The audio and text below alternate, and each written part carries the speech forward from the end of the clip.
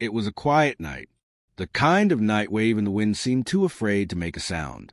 A boy was sitting alone in his house, the glow from the television flickering across his face. His parents had gone out for dinner, trusting him to be on his own for the first time. He had ordered a pizza earlier, and the aroma still lingered in the air, warm and comforting. Yet tonight, something felt different. As he chewed his last bite, the phone rang. He jumped slightly, his heart thumping. The screen flashed with an unknown number. Hesitant, he answered. "Hello?" he said, trying to keep his voice steady.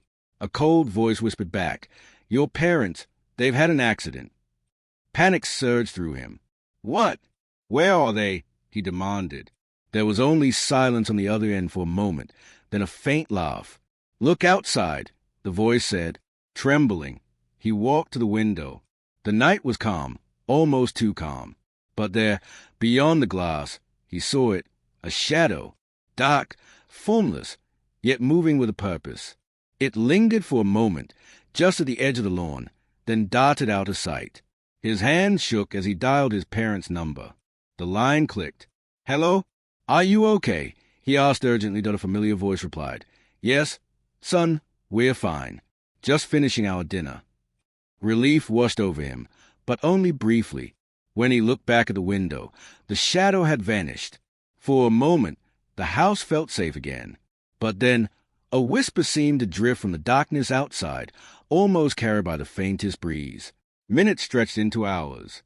The boy tried to focus on his games, his homework, anything to keep his mind occupied. Yet he couldn't shake the feeling that he wasn't alone. Every creak of the floor, every flicker of light made him jump.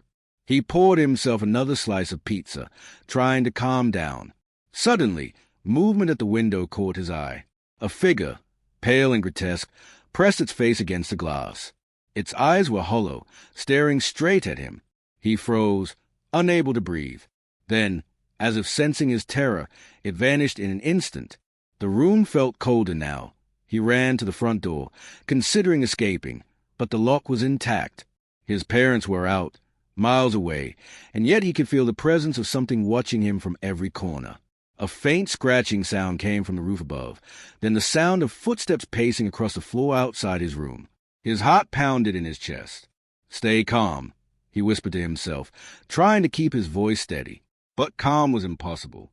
He grabbed the phone again, calling his parents, only to hear laughter instead of their voices. The line went dead.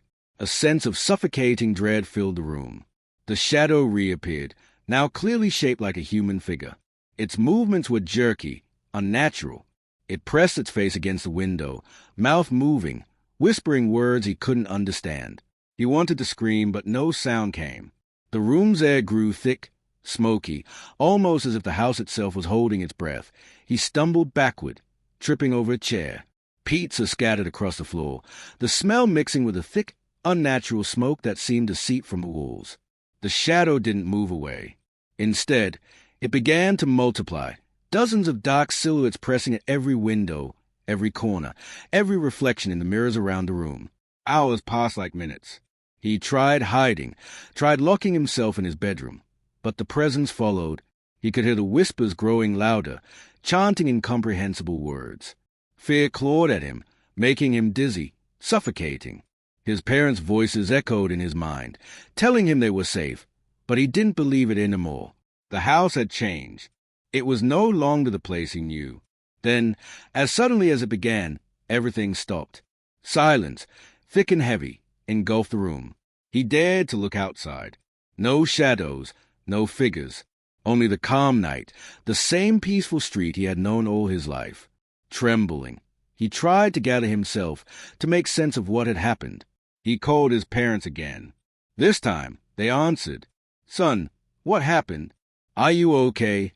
Suffocating him in a mix of fear and anticipation, that shadows stretching across the walls unnaturally, bending as if alive, that he told them everything, his voice shaking, almost breaking. They reassured him, telling him it was just his imagination, that he was safe now.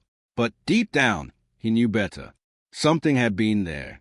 Something had watched him, and though it was gone, he could still feel its presence lingering, a cold weight pressing against his chest, waiting, patient. Days passed, but the fear never truly left. Every creak, every shadow reminded him. Every gust of wind against the windows made his heart skip a beat. He learned to live with it, knowing that some nights the shadows might return. And if they did, he would be ready. For now, he sat by the window again, pizza long gone, the smoke dissipated, the house quiet. But deep in the corners of his mind, he knew the shadows were patient. And tonight, like every other night since, they were watching,